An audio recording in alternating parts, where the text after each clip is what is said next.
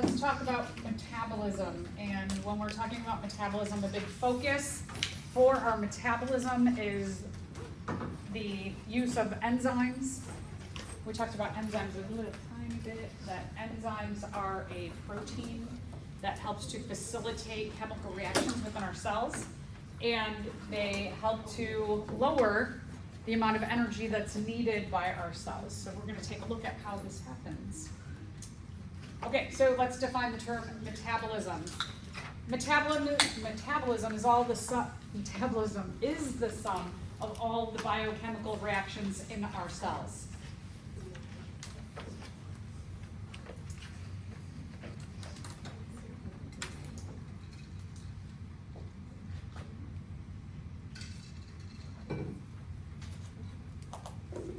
The reactions within our cells are fueled by energy sources, and the majority of where we get our energy sources are from the input of food, like lipids or fats.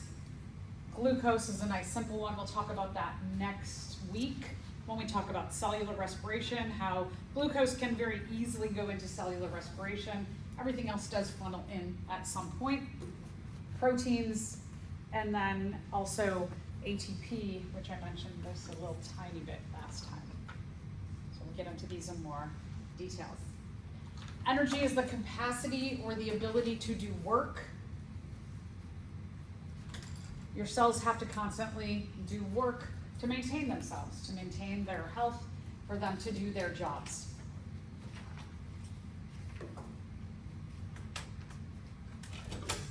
So if we're thinking about, well, what do the cells do? Mechanical things like your muscles are constantly moving. I know I've said before that muscles are not just like these kind of muscles, but your muscles line almost every organ in your body, helping them to do their work. Muscles are all over the place, so health of muscles is very critically important down to the cellular level, not just at maybe the organ or tissue level. Molecular transport we looked at last time.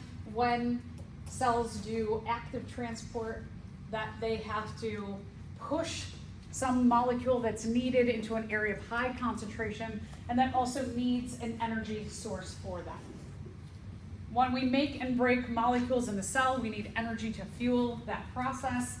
And then one of the things, we'll talk in a second about the laws of thermodynamics, that as we do all of this kind of work in our cells, that a lot of that energy is lost as heat. So 2 types of energy. We've mentioned these a little bit.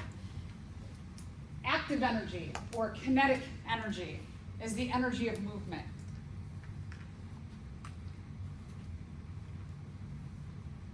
When we are actively doing something, participating in metabolism within our cells, your cells need to break a bond. All of this idea of energy and metabolism comes down to molecules and compounds having bonds between the atoms or the elements, and when we break apart the bonds between atoms or elements, it releases energy. So that's what we call kinetic energy. Breaking open a bond releases energy into the metabolism or the chemical reaction. When a bond is formed, when a dehydration synthesis occurs and you bond something together, 2 monomers to become a polymer, then you are holding the other kind of energy, which is potential energy. Potential energy has the potential in the future to do the work of breaking the bond and releasing energy. So potential energy is in bonds. Kinetic energy or active energy is when you break the bonds.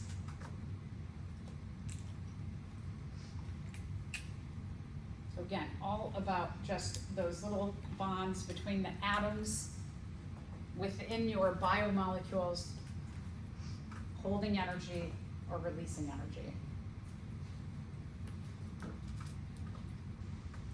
Let's talk a little bit about the laws of thermodynamics. There's 2 laws of thermodynamics. The first law of thermodynamics is called the law of conservation of energy. It states that when energy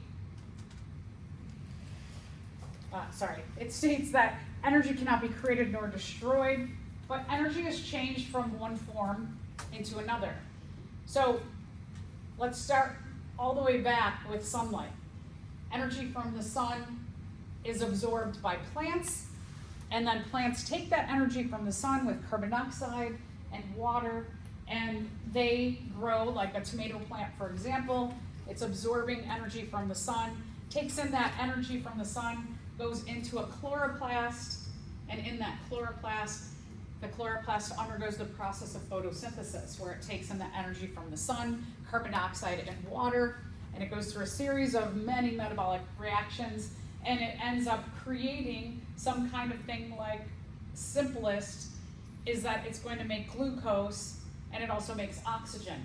The glucose then can go into a lot of other metabolic pathways to become parts of the plant, the tomato plant, it needs, like its stem, its leaves, its flowers, and from the flowers starts to come the creation of food. Like, from, if you've ever looked at a tomato plant or any kind of like food plant, that you would see that the flower forms, and then from the middle of the flower comes the tomato.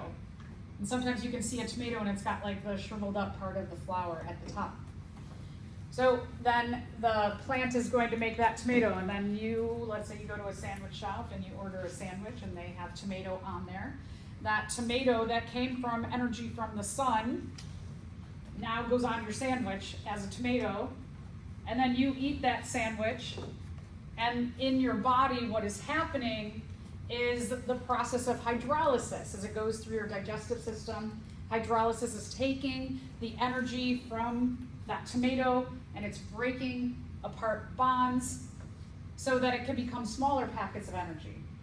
And then those smaller packets of energy go into cellular respiration, where eventually they become the energy, the main currency of our cells, which is ATP.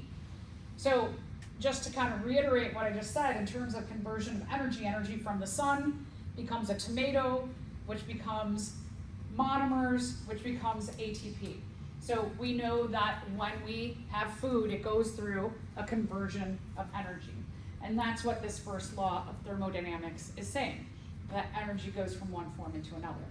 Now, there is a downfall or a cost to this conversion of energy, which leads us to the second law of thermodynamics. Oh, sorry, let me go back to here. Even we can see that with our example of our tomato, and our food gets into broken down to ATP, that even that gets converted into energy of muscle contraction to help all those processes in our body, blood to pump around our body, food to move through our digestive system, our lungs to breathe in and breathe out. All the different processes in our body fueled by muscle contraction. So again, here's another conversion of energy. All right, so now this leads us to the second law of thermodynamics, where in the second law of thermodynamics, it says that this is great, but let me tell you one thing, is that with every conversion step of energy, the amount of usable energy goes way, way down, because there is a loss of heat at every step. So you get some energy that goes to the next step of what I described, but a lot of the energy gets lost as heat to the universe. And that's the second law. That energy, the amount of energy from the photosynthesis that is captured, the majority of that's getting lost as heat as that goes into the process of photosynthesis. And then you get a loss of heat as you make the tomato, and a loss of heat as you go from the polymers to the monomers, and a loss of heat as you go from the monomers to the ATP, and then to the muscles, and you're just constantly losing that energy as heat. So the original energy source, it's like, goes way, way down. If any of you can figure out how to capture this heat that gets lost at every step, oh, you'll be a billionaire. Because here's a non-renewable source of energy that you could make into something that's usable, if you could capture that. So I challenge one of you to figure this out. There was a kid maybe like 12 years ago that captured a little bit of that energy, just like a middle schooler doing a science project, and figured out how to capture a little bit of that energy to just do a one flick of a light bulb, went on and off really quickly. And the whole world was like, whoa. That was like big news. Other companies took his idea and were working on it, but haven't gotten all that far. So no process is 100% efficient. Most processes, when we're looking at biological systems, are about 90% inefficient. 90% inefficient. Most biological systems are only about 10% efficient. So there's a 90% loss of energy at every step. 90% loss. That's enormous. Some mechanical systems may get up to like 75% loss and 25% passed on. But there's still like enormous losses due to the second law of thermodynamics. Enormous. Yeah, someone, please figure it out. So for example, if we take a look at the conversion of energy in a mechanical system, that gasoline, which eventually like started out with photosynthesis because photosynthesis made something, fueled some other organism to eat that something, and then they died, and the compaction of their body became, over time, gas, becomes a fossil fuel. So this, when we take that and we put it into our car, and we have a conversion of energy from the energy of gasoline to the energy of movement of our car, it's only about 25% efficient. It's still a very inefficient system. Okay, so, how does energy flow through this system? You have two things that react together. I like this. I call them reactants. The reactants go through some kind of chemical reaction and they become products.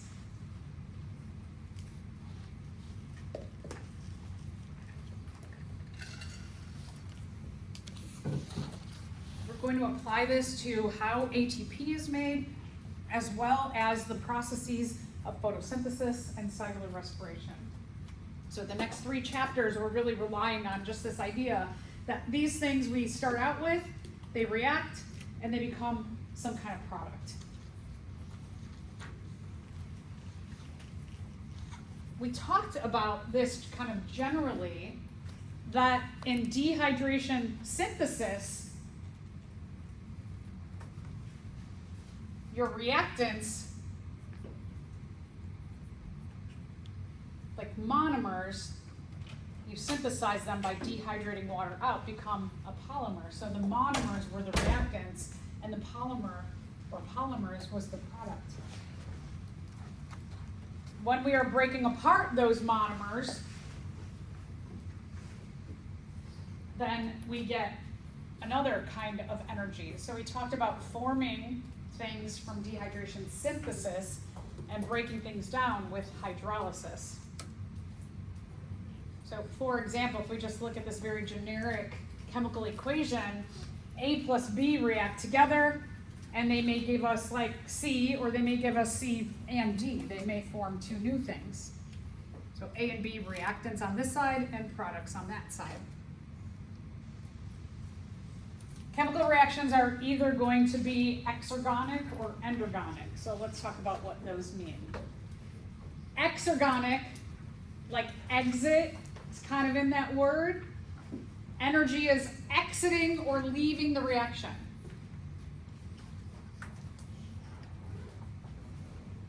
So the difference between exergonic and endergonic, energy leaves the reaction. So in this case, if we look back at our very generic equation of A plus B makes C plus D, and then energy gets lost or released, this energy release is different than heat. So, as I mentioned before,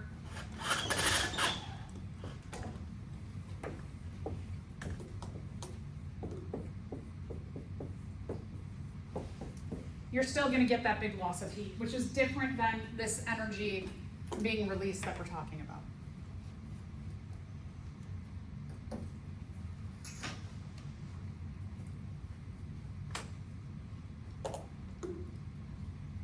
So if we look at the example of cellular respiration, now this is another thing that irks me about this kind of first level of biology, that when we talk about cellular respiration or photosynthesis, we always say glucose and oxygen make blah, blah, blah. But glucose is really just like a placeholder. Think about that as like food. Is that when we say glucose, we really mean like any food source goes into cellular respiration at some point. Glucose can go in immediately. It's in the perfect form that's where cellular respiration, nothing has to be done to glucose for it to go in. Whereas if we're talking about other carbohydrates, or we're talking about lipids or proteins, those things have to get broken down in some side reactions before they go into cellular respiration. So just kind of know that when we say glucose, it is a placeholder for not just glucose, because I'm pretty sure, does anybody eat a pure glucose diet, right? No, we don't we don't eat glucose, so we eat food sources. When you eat your food and you utilize oxygen, this process of, call it cellular respiration. If you think about respiration, when we're talking about respiration, you know it means like breathe in oxygen, breathe out carbon dioxide. The process of our whole respiratory system is to get oxygen, and oxygen diffuses high concentration in our lungs to low concentration into our blood. So again, that process of diffusion, high to low concentration, it's moving down the concentration gradient. So the ability of oxygen to go from our lungs into our blood doesn't cost us energy. It's a passive kind of transport. We utilize oxygen, comes in through our respiratory system. Our food, which comes in through our digestive system, also our digestive system works even starting in our mouth with starches, to start using saliva to break down starch. And every step of the way into our digestive system, we're doing things like squishing. It's called peristalsis. The organs of the digestive system are lined with muscles so that they're squishing the food to mechanically start breaking it down. And then you have chemical factors like enzymes, as well as hydrochloric acid. Hydrochloric acid, one of the strongest acids, is produced in our stomach, also to chemically start breaking down our food. So we've got these systems of squishing our food to mix it around, as well as the chemical systems, and they're taking the polymers of our food and breaking them down into smaller pieces, so that eventually through our small intestine, there's tons of blood vessels that are connected to all the tubing of our small intestine that's pulling our food sources that are getting broken down. They're going through hydrolysis, and they're getting put into the blood. So our blood, having a connection to every organ system in our body, is taking the oxygen out to our cells, taking the food out to our cells, and in our cells, the cells are undergoing cellular respiration in the mitochondria to utilize those little packets of food energy that have been broken down with oxygen.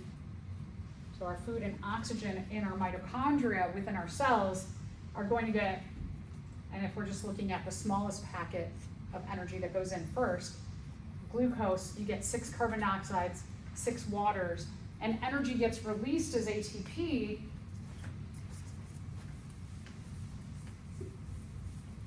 And specifically,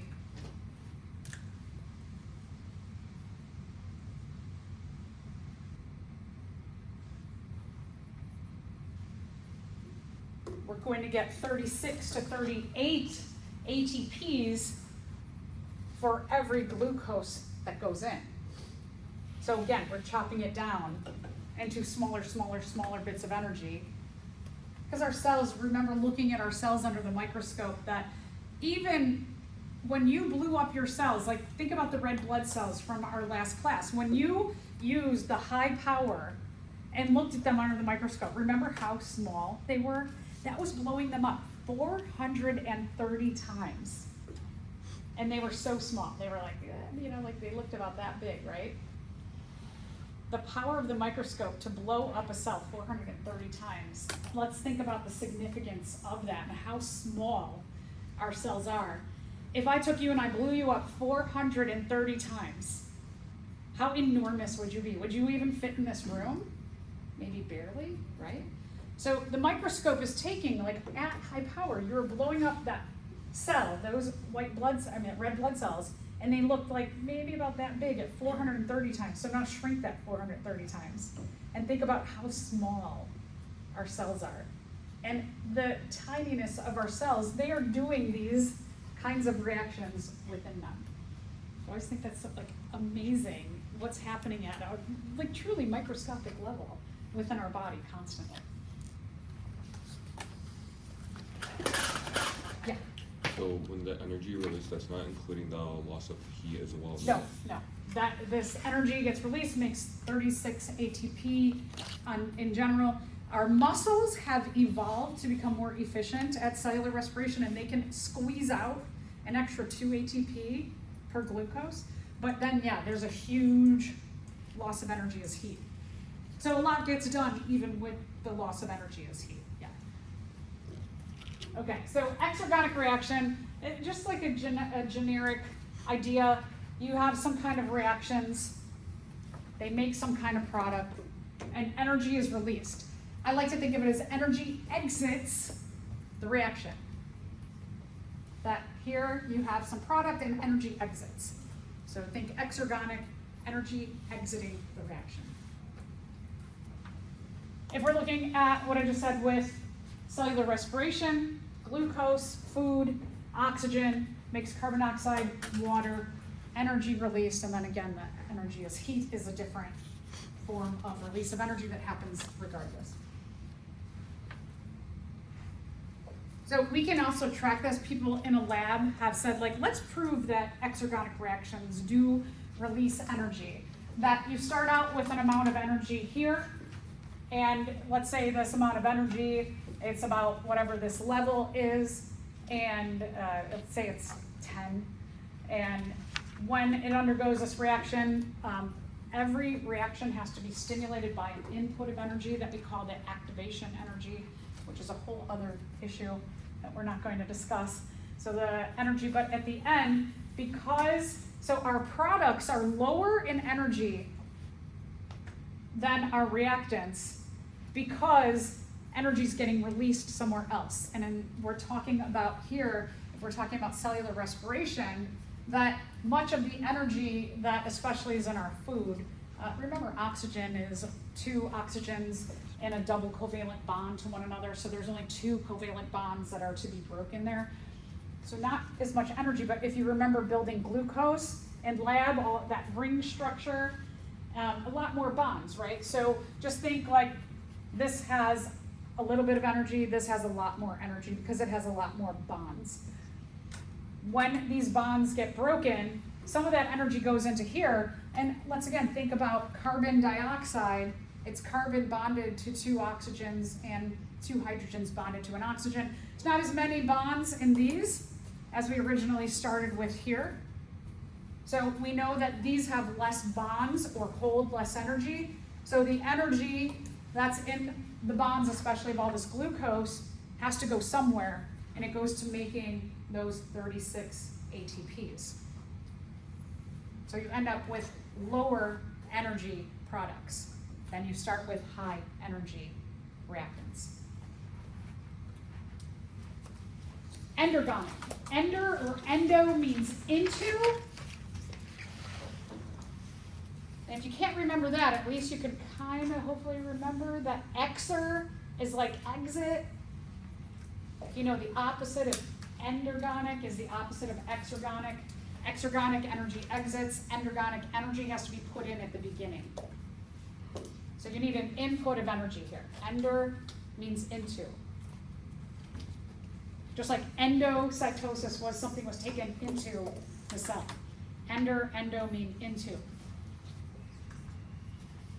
So in our generic equation, energy, you have to have a good energy source to start with to kick off the creation of your products. So energy is one of your reactant factors here.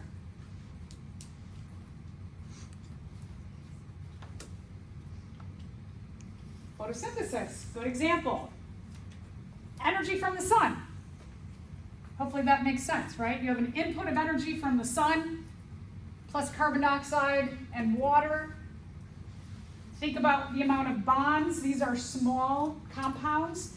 Carbon dioxide and water are small compounds. And then you get a large compound made, glucose, and another small compound, water. But thinking about just the amount of bonds, you get a lot more bonds over here. So higher energy products, lower energy reactants that need a good input of energy to combine together. That input of energy combines with these low energy reactants to make a higher energy product here with a lot more bonds. So, generic example of endergonic reaction, you have two low energy reactants that need an input of energy to make higher energy products. And photosynthesis, you might want to note energy, this is energy from the sun, sunlight energy. With our, you can see the amount of bonds here, not too many bonds, and then remember glucose had not only those bonds of the ring,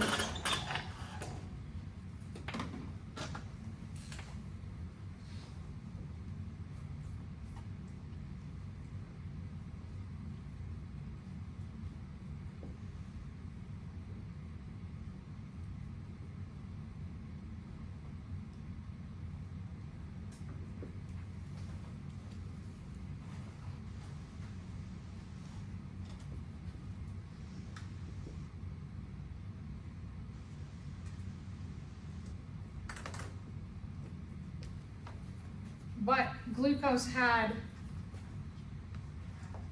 all of these bonds.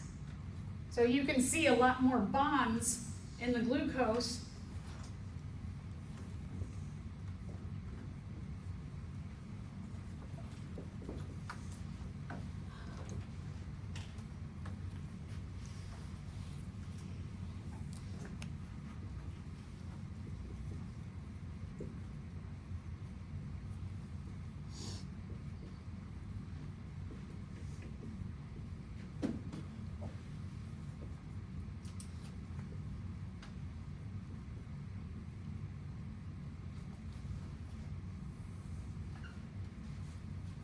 But when we look at cellular respiration and we're comparing the amount of bonds that are low energy reactants, carbon dioxide and water, low energy reactants need an input of sunlight energy.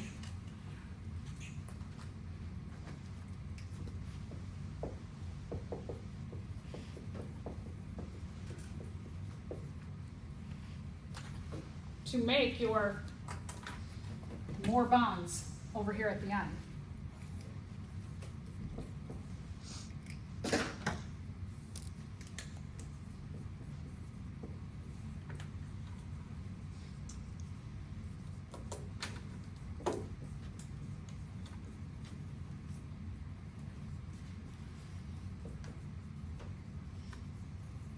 And again, just trying to put a lot of things together here, that your high energy products here, they have a lot more bonds.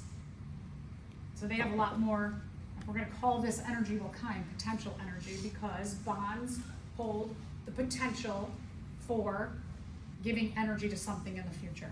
So we call that potential energy.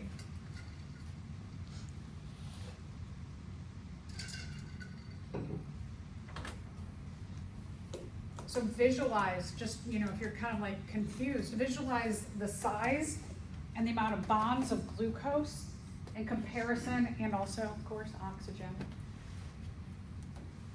in comparison to carbon dioxide and water. A lot more bonds over there. So those bonds who have potential energy, the energy's got to come from somewhere. And it's got to be this big input right here of energy.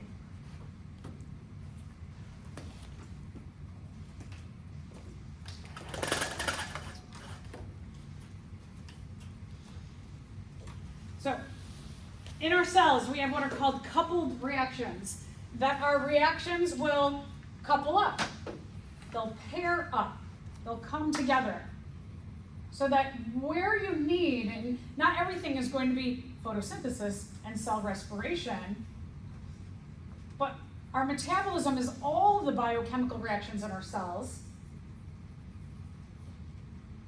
In our cells, we don't get the input of photosynthesis, of sunlight energy, because we don't have chloroplasts. So we have to get energy from somewhere. And where we get energy from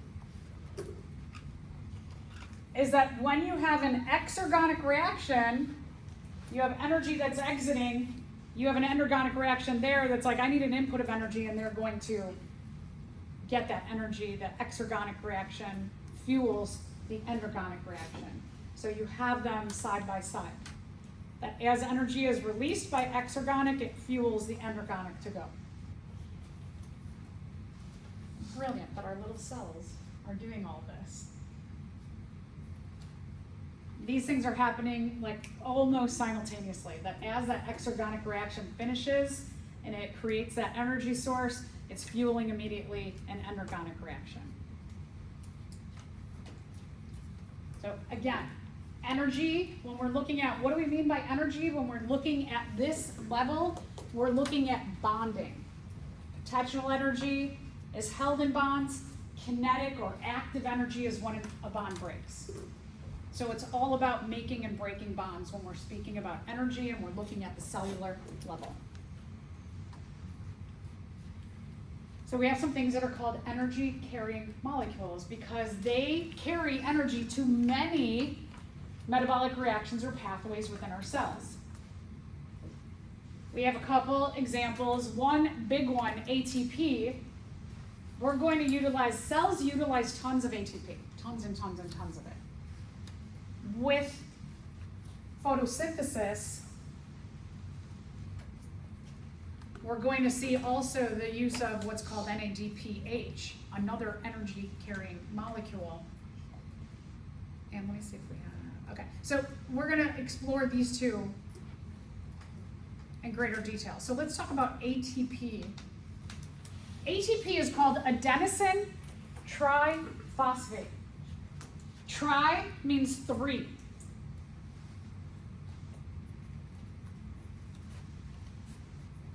This right here, tri, you can think about it as an adenosine 3 phosphates. It's an adenosine molecule with 1, 2, 3 phosphates bonded on there. When ATP, adenosine triphosphate, gets metabolized or broken down, it's going to make ADP,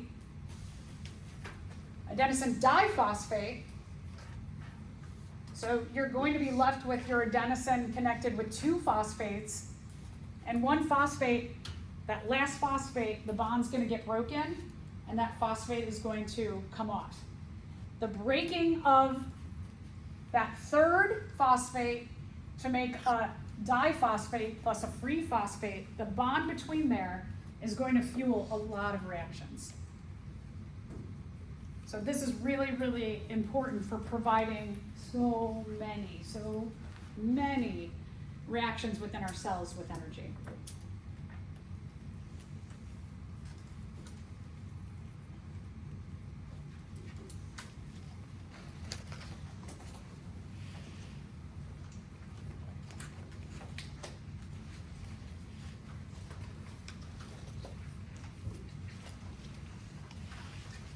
The breakdown of ATP is called an exergonic reaction.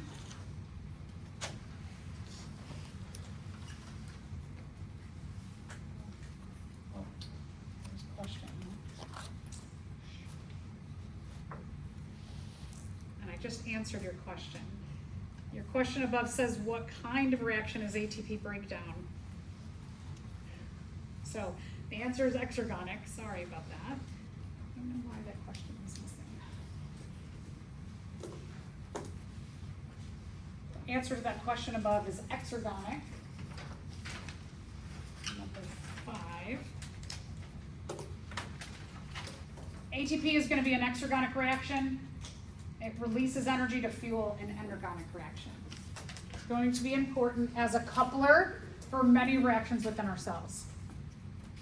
Okay, so here's where you can visually see that you have that adenosine molecule that we're calling A, compound I should say, and it has 1, 2, 3 phosphates on there.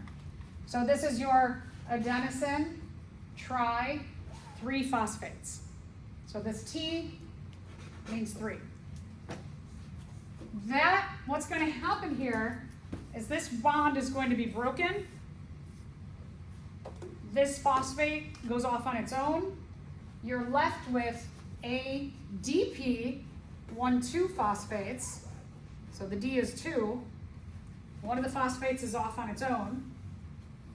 And the bond is broken here. So that bond releases energy, and this energy is going to be given to an endergonic reaction to fuel an endergonic reaction elsewhere.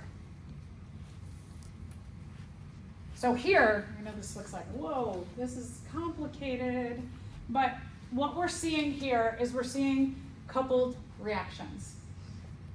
In this first coupled reaction, when glucose goes into cellular respiration,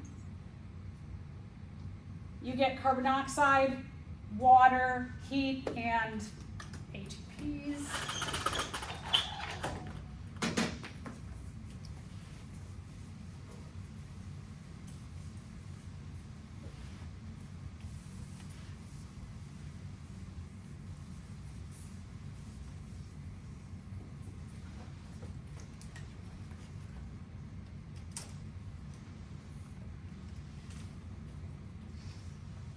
So here you have a coupled reaction.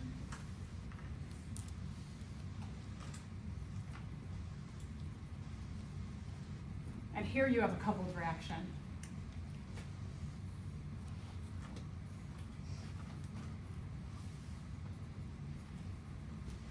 The breakdown of glucose is an exergonic reaction that fuels the endergonic reaction of ATP synthesis. So again, exergonic fuels endergonic. When glucose is broken down, you get carbon dioxide, you get water, you get heat, and you get 36 of those ATPs.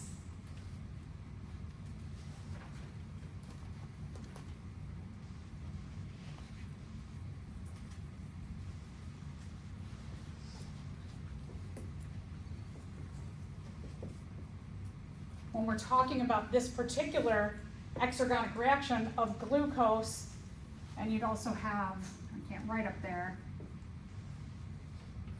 you'd have oxygen and glucose. Oxygen and glucose become carbon dioxide, water, heat energy, and 36 ATP. That's a plus sign, not a times sign. Your ATPs then are available to other reactions.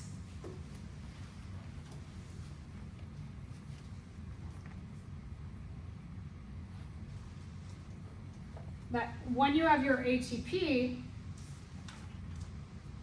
and I can't write there, but you put a little X through that bond, that last bond,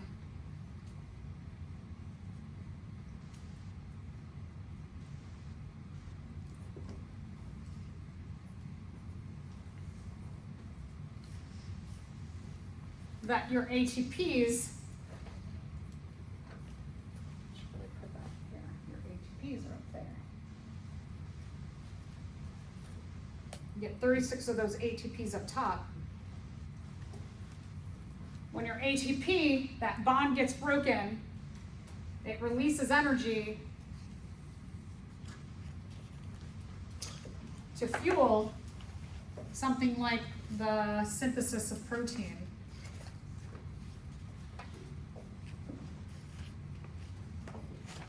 Remember, we're talking about synthesis, we're making proteins here. When it releases energy, it ends up, the ATP ends up with ADP and a phosphate. So we constantly have these coupled reactions that happen within the cell.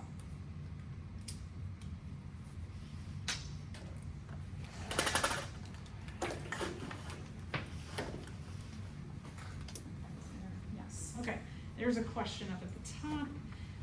What high energy bond of ATP, when a high energy bond of ATP is broken, what primarily happens to the release of energy?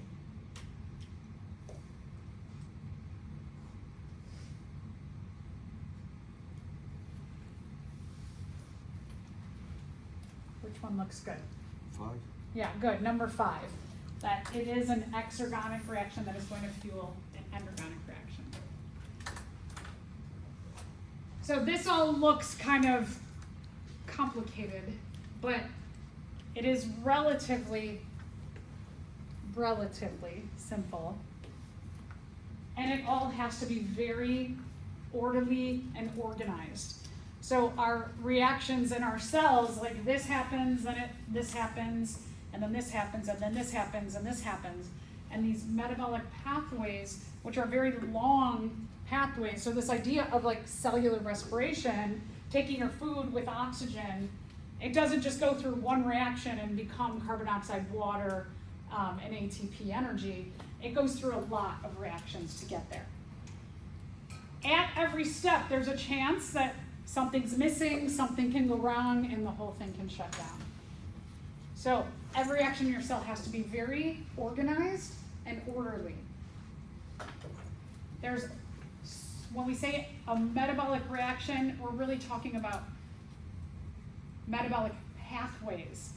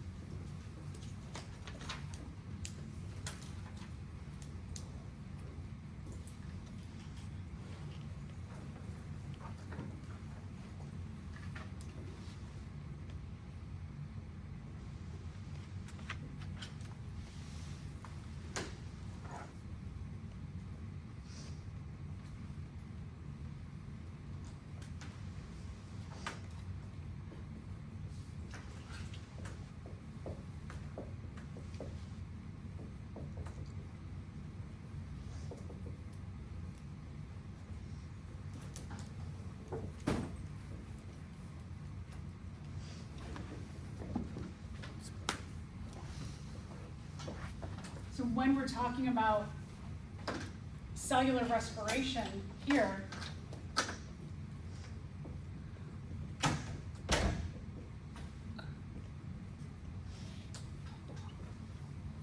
that your cellular respiration, like I said, isn't just one reaction to get us here.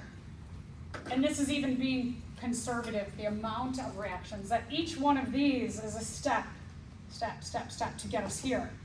And each one of these is a coupled reaction, where there's an exergonic reaction fueling these endergonic reactions. So this should give you just a little glimpse into the complexity of breaking down our food. That it's not just food becomes this in one step, but there's tons and tons of steps. And each step is almost like a double step, because you need a coupled reaction, an exergonic reaction to fuel each endergonic reaction along the way.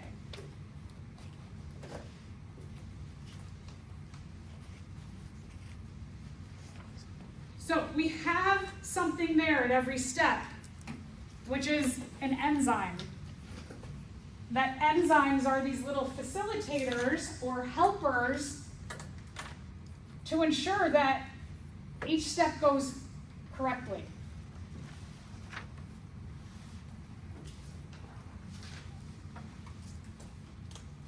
So now let me add a little more complexity to my little illustration here.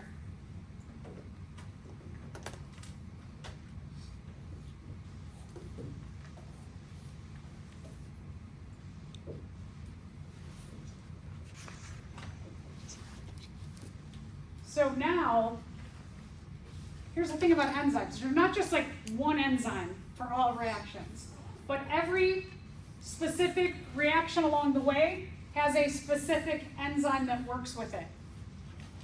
So this reaction uses enzyme 1, this reaction uses enzyme 2, this reaction uses enzyme 3.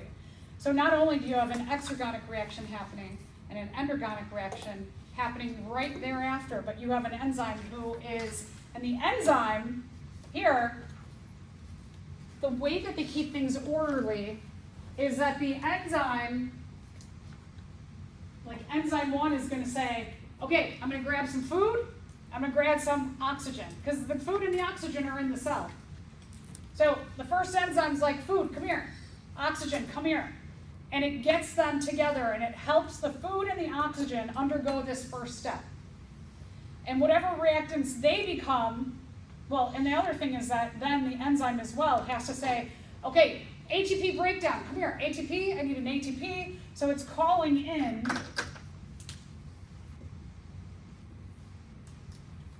So this is calling in this this endergonic reaction to happen, and this exergonic reaction to happen. So it's got to do a whole bunch of things, right? It's got to be like, ATP, come here. Okay, you break down. It's got to have the food and the oxygen ready to take that energy and get to the next step. And then whatever the products are here, enzyme 2 is like products, stay together, and then it calls over the next exergonic reaction. And so at each step, these enzymes are calling everything to come close together in an area and make sure everybody's present, and then tells this to go so it can fuel this. If you didn't have the enzymes to make sure everybody's coming together in the same place so things can happen relatively simultaneously, so that that exergonic reaction can then fuel the endergonic reaction. If you didn't have enzymes to call everybody to the right place, make sure the right components are together, the cell would just all these reactions would have to randomly happen. Molecules are always in movement. So just like as you're sitting here, you can't see that molecules in the room are just slowly bouncing around. And what would happen in a cell is that those molecules, that these two would just have to bump into each other at the same time an ATP was getting broken down. That randomness would take so long for our food to get broken down. But the enzymes, being able to say, okay, ATP, come here, food, oxygen, come here, okay, ATP, go, fuels that. That saves us so much time and energy, and it makes everything orderly and efficient. Without enzymes, we wouldn't, the randomness that would be needed would take so long, we wouldn't be able to survive. So, a substrate. A substrate is a fancy term for a reactant.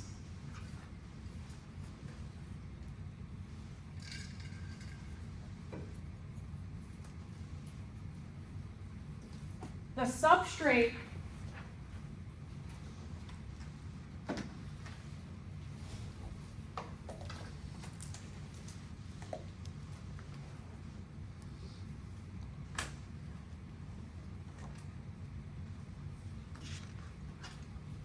what is going to happen here is our food and oxygen that we start cellular respiration with, I wrote really small here, they are going to bind to enzyme 1. So not only does enzyme 1 call over the food and the oxygen, but enzyme 1 is like, you're going to bind to me so that I got you so close together that when ATP gives off the energy you guys are right there ready to do your chemical reaction. So now, because these two bind together with enzyme 1, we call them substrates rather than reactants. So the idea of a substrate is just tells you inherently that an enzyme is facilitating this chemical reaction. We saw this in our last chapter, that when we had, remember this is a form of passive transport, because in our illustration, molecules are going from high concentration down their concentration gradient to low concentration, that what we did see is that this had to bind in, the substrate had to bind into this protein that's embedded in the phospholipid bilayer, and binding together, when this fits perfectly into the enzyme's binding site, it stimulates the enzyme or protein to open and passes it through.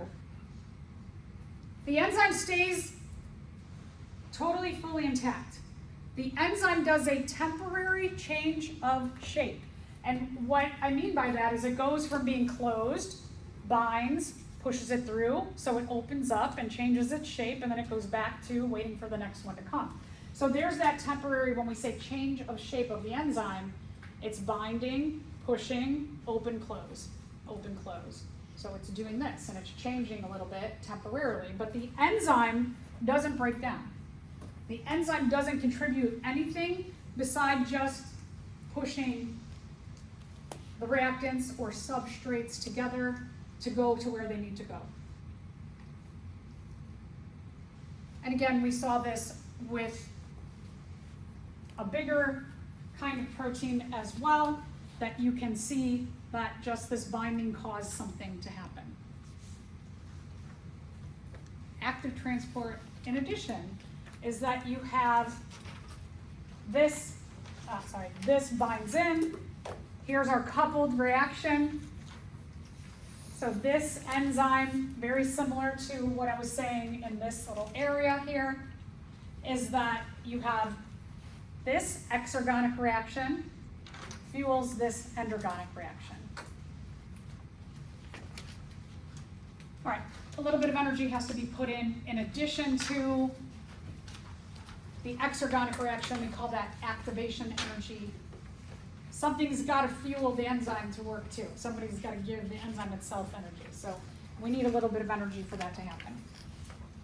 When the enzyme binds to its substrate or substrates, it forms what's called an enzyme substrate complex.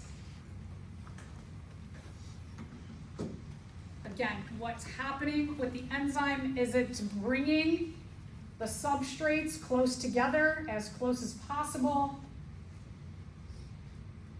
It's calling over the right substrates so this reaction can happen efficiently. The efficiency of the enzymes being specific to their substrates lowers so much energy in the cells, so much energy need in the cells.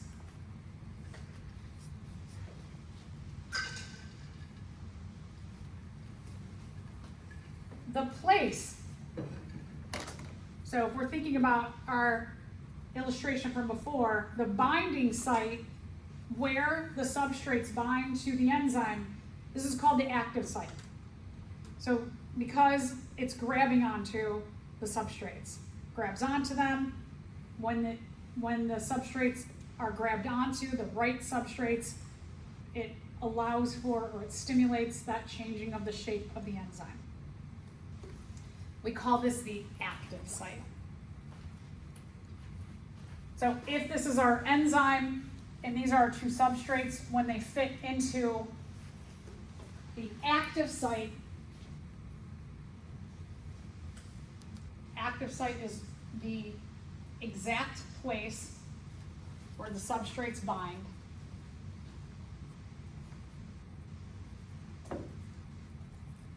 Think about them as pieces of a puzzle. That the shape of the substrates have to match the shape of the active site. So you can see these two will fit into this shape. There's going to be a million other compounds floating around in the cell. And so that what happens with these active sites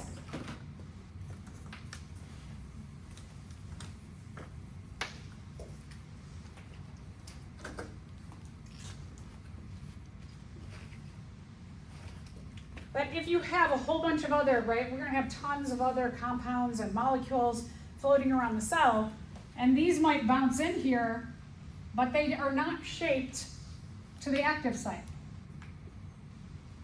So things might bounce off the active site, but the active site will be like, wait a minute, no, you're a circle, you don't fit my square shape, so it just sits there. It does nothing. So this can get in there temporarily, doesn't fit, it'll bounce out. This will get in here, doesn't do anything, bounces out. When these two get in here, it's going to cause that reaction to occur.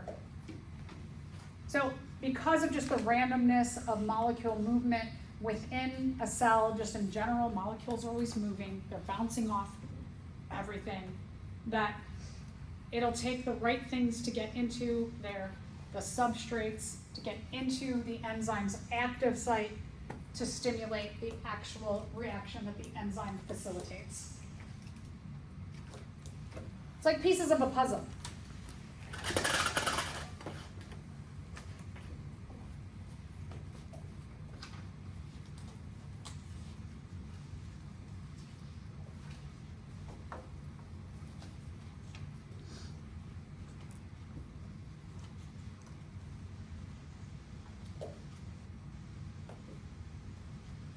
So if you are doing a puzzle and your puzzle pieces are like that, this clearly fits in there.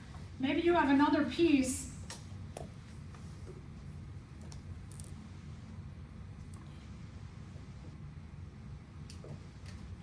this could fit in there. Does it fit perfectly? No, right? So just like puzzles, if you're doing a puzzle, sometimes you'll have like a shape and you have another shape that fills out about that much. You just leave it and go, yeah, that's good. No, you have to find the one that fits perfectly together to make that right picture. And that's the way, essentially just like putting puzzle pieces together, that's the way the chemical reactions in our cells happen. That just like doing some 500-piece puzzle, how you have each of those pieces perfectly fit together, it's the same thing as these reactions here. Is you have to have the perfect fit of the substrates for the enzyme's active site for each different one. So, induced fit model means that, yep, substrate's right size, shape, active site matches the size and shape, boom, causes that enzyme to push that reaction through.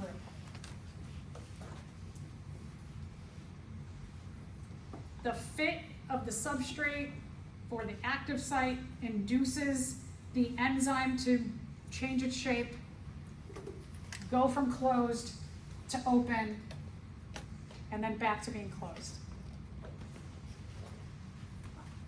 So our picture before, that when our substrates fit into the enzyme's active site, causes a reaction to happen, causes our substrates to chemically change or react into something else. They push out our products, and the enzyme goes back to its original shape.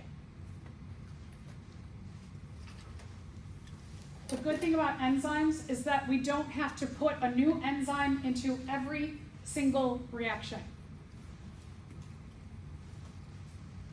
Our cells have evolved so that they can utilize an enzyme over and over and over again.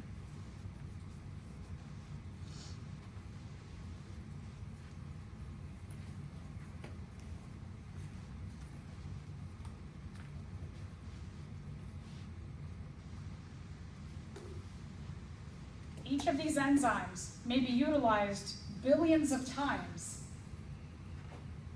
They're just in their order, and this one may do 1 billion food and oxygens with the input of ATP before it needs to be replaced because it's worn out.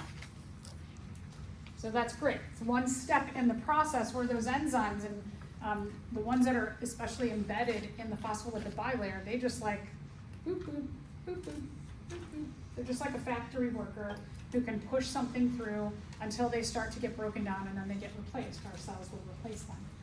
But it saves a lot of energy that they can just keep doing their same specific reaction over and over and over and over again. So last thing I want to talk about that goes a lot with what we're doing in lab today are factors that affect the rate of enzymatic speed, like how fast the enzymes work, will be influenced by a whole bunch of things. Actually, okay, so here's what we'll do. We're going to stop here. The lab today, what I want you to do is only take the data. Do not write anything up, because what we talk about in the second part of lecture will give you a lot of insight to doing the discussion questions. So for lab today, all you are doing is taking data. That's it. While I have you all just like sitting, since we're a little early, let me explain labs. So if you want to grab your labs out, they'll make things just a little faster once we get in there.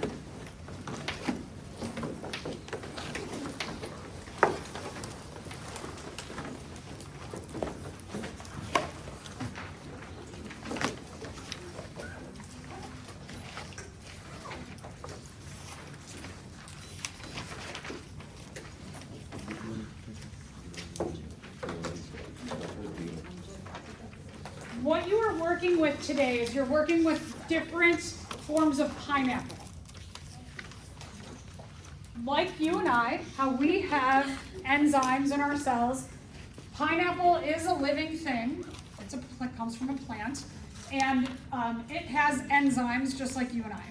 So we are going to look at what happens to the enzymes in pineapple when it is exposed to different factors. And so just like we were about to talk about different factors that will affect the rate of enzyme speed, could be that factors totally break down the enzymes, kill the enzymes. So what you are doing is you will have a large beaker .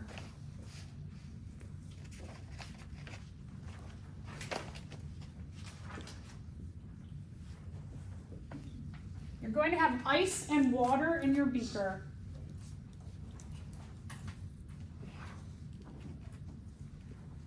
The majority should be ice.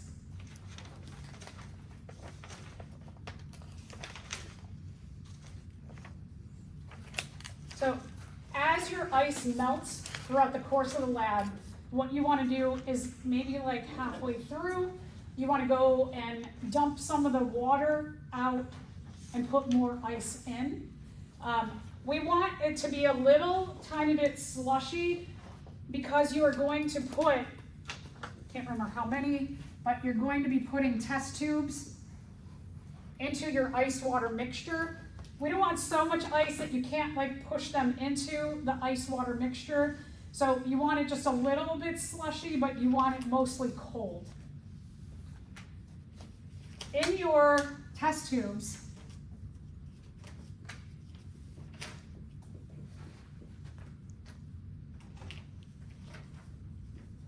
we're using clear Jell-O. So the ice is like a refrigerator that you're going to use the ice to get that Jell-O to gel.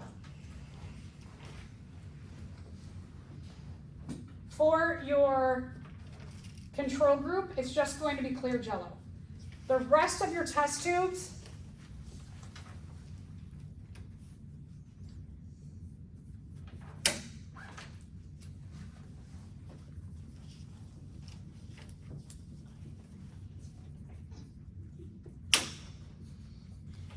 you're going to have Jell-O, you're going to have pineapple, and you're going to have some other factor. So when you put in your pineapple,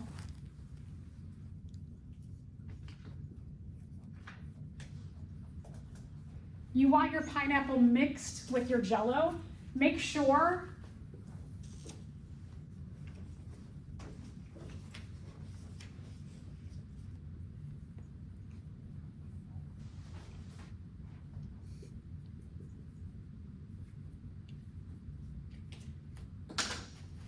that you do not do this, where you have your Jell-O and then you put your pineapple on top and then you put it into your ice bath. You want to mix.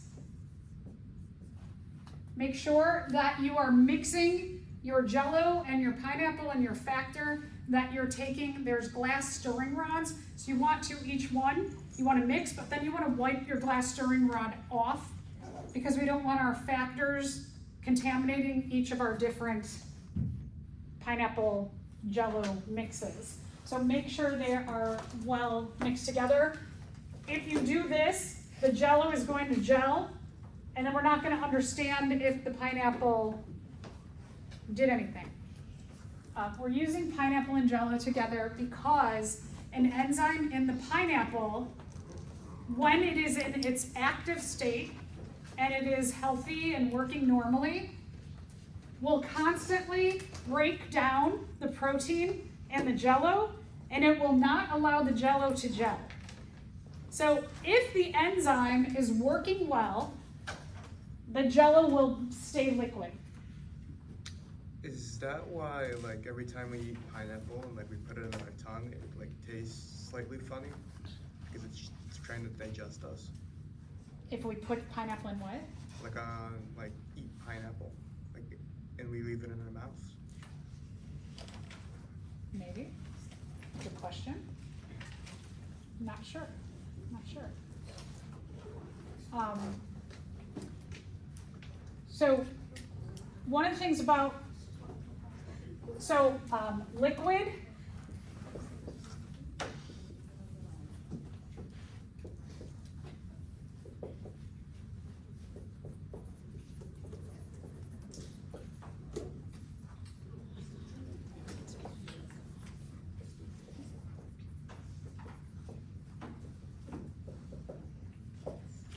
so if your Jell-O is liquid, if your test tube remains a liquid, because I can't remember, a minute maybe, you're going to like slosh around your test tubes to see is the Jell-O solid, semi-liquid, or liquid.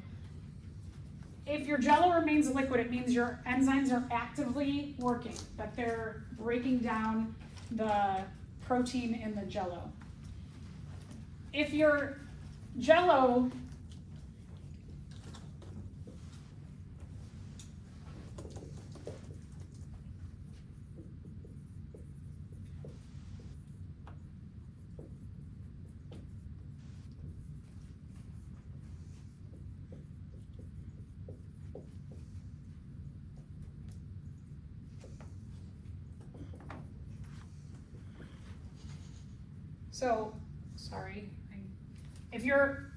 if your Jell-O goes solid, your tube becomes a solid, it means that whatever factor we exposed your pineapple to,